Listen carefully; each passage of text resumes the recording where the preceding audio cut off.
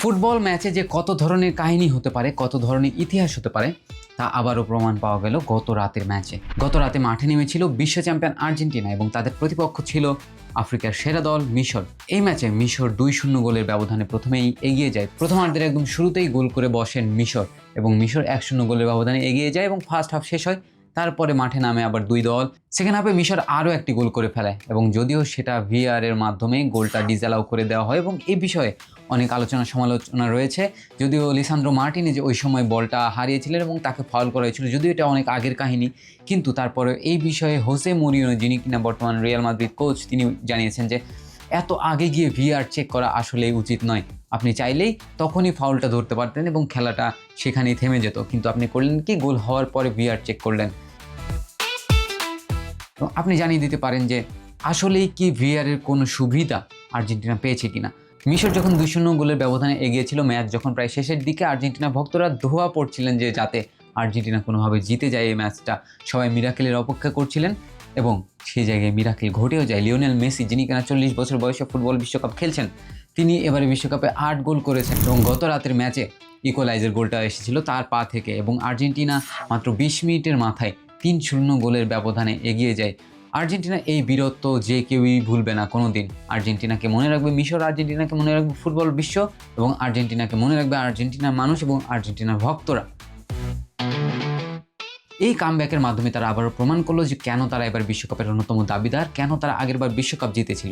কিন্তু এই ম্যাচের সবচেয়ে আলোচনার যে বিষয় সেটা হচ্ছে রেফারিং নিয়ে অনেক বেশি আলোচনা সমালোচনা হচ্ছে। অনেকে বলছেন যে এটা ফেয়ার ডিস্ট্রিবিউশন ছিল না বা এটাতে ইনকনসিস্টেন্ট কিছু ডিসিশন এসেছে।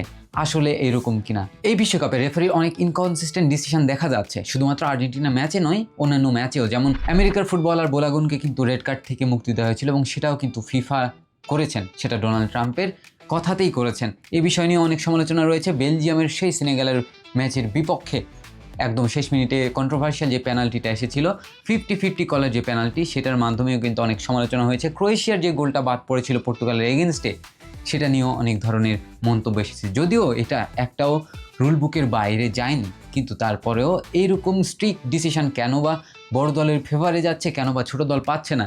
এবং কালকে ম্যাচে অনেক ফাউল হয়েছে মিশরের, কিন্তু সেইগুলোতে কোনো ফাউল দেওয়া হয়নি, কোনো কার্ড দেওয়া হয়নি। এমনও এসেছে যে যেগুলা হলুদ কার্ড পাওয়ার মতো, কিন্তু তারপরে সেগুলোতে কোনো ফাউল কল করা হয়নি। এসব নিয়ে চটেছেন অনেক ফুটবল জ্ঞানীরা, অনেক ফুটবল বিশ্লেষক এবং ফুটবল ভক্তরা। যদিও এই বিষয়ে সন্তুষ্ট প্রকাশ করেছেন আর্জেন্টিনার ভক্তরা এবং আর্জেন্টিনার ফ্যান্স। তারা বলছেন যে ফেয়ার ডিসিশন ছিল এবং কোনোটা রুল বুকের বাইরে যায়নি।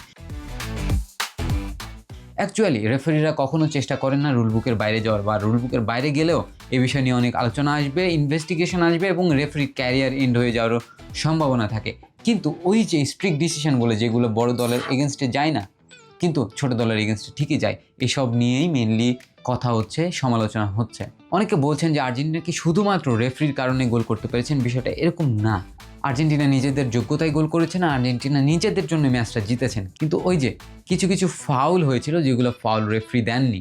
রেফারি সেসব ফাউলগুলো দিলে হয়তো বা ম্যাচের মোমেন্টাম অন্যদিকে যেত বা খেলার মোড় অন্যদিকে ঘুরতে পারতো, কিন্তু যেগুলো গোল হয়েছে সেগুলো বাতিল হতো না, বা মিশরের যে গোলটা বাতিল হয়েছে এটাও গোল হতো না। আপনি জানিয়ে দিতে পারেন এই ম্যাচে কি আসলে আনফেয়ার হয়েছে, আসলে রিগড হয়েছে বা রবড হয়েছে, বা রেফারি কি ভুলভাল সিদ্ধান্ত দিয়েছে কিনা। এই ছিল আজকের ভিডিও। দেখা হচ্ছে পরবর্তী ভিডিওতে।